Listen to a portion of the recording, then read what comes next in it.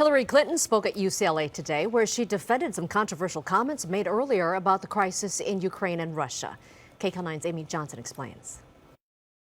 Hello, UCLA. It's wonderful to be here. Hillary Rodham Clinton spent her second day in the Southland at UCLA, where the former Secretary of State provided the keynote address for the Luskin Lecture for Thought and Leadership. Congratulations. She received the college's highest honor, the UCLA Medal, and she spent time encouraging the students and young people about their future. But much of the focus was on her past, words she shared just yesterday comparing Russian President Vladimir Putin to Adolf Hitler. This is audio from the LA newspaper group. Today, Putin basically said in a long press conference that, all I want to do is protect the rights of the minorities, namely Russian speakers, and he's been on a campaign to give everybody who has any Russian connection, there are a lot of retired Russian military in Crimea, he's given them all Russian passports.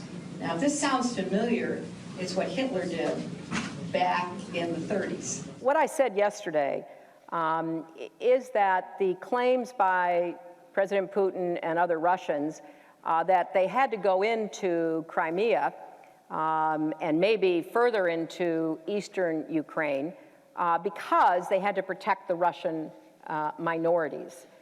And that is reminiscent of claims that were made back in the 1930s when Germany under the Nazis kept talking about how they had to protect German minorities in Poland, in Czechoslovakia, and elsewhere throughout Europe. She went on to say she was not comparing the two, but encouraged the crowd to look at history. I just want everybody to have a little historic perspective. I'm not making a comparison, certainly, but I am recommending that we perhaps can learn from this tactic that has been used before. Clinton also discussed health care and gay marriage, but did not discuss running for president. She did, however, encourage the students to follow their dreams and shared her hopes that there will be more jobs for them when they enter the workforce. At UCLA, Amy Johnson, KCAL-9 News.